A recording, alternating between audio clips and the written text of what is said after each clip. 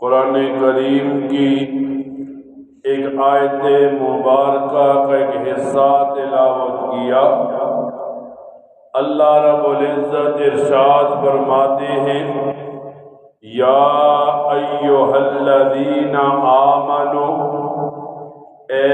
ایمان والو، لا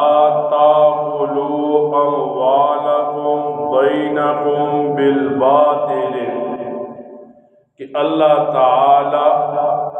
قرآن کریم میں ایمان والوں کو مخاطب کر کے معاملات کی طرف اشارہ فرما رہے ہیں۔ ایک آدمی جب دنیا میں آتا ہے اس کے سامنے عبادات بھی ہوتی ہیں، معاملات بھی ہوتے ہیں، اور شریعت مطالعہ اسے جہاں عبادات کو صحیح ادا کرنے کا حکم دیتی ہے، وہاں معاملات کو صحیح کرنے کا حکم دیتی ہے۔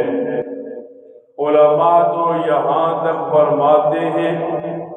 جس کے معاملات ٹھیک ہوں اللہ اس کی عبادات کو ٹھیک کر دیتا ہے،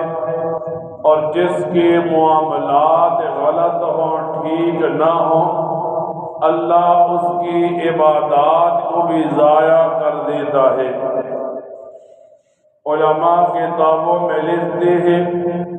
جب ایک آدمی سے گناہ ہو جائے تو ویسے تو توبہ کی 3 شرطیں ہیں۔ پہلی یہ کہ بندہ جس گناہ پر توبہ کر رہا ہے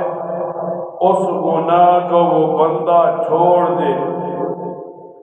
اور جب وہ بندہ اس گناہ کو چھوڑ دے، اب وہ توبہ کر رہا ہے تو اس کے دل میں ندامت ہو کہ میں نے یہ گناہ کر کے اپنے رب کی نافرمانی کی، اور جب ندامت ہو تو پھر آئندہ نہ کرنے کا عزم اور ارادہ ہو۔ اب ایک آدمی توبہ کرتا ہے تو توبہ کرنے کی وجہ سے گناہ چھوڑنے کا بھی حکم ہے، اس بات پر، اس گناہ پر ندامت کا بھی حکم ہے،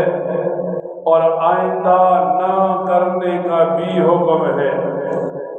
لیکن ایک آدمی نے جب گناہ کیا اور گناہ میں کسی بندے کا حق ضائع کر دیا،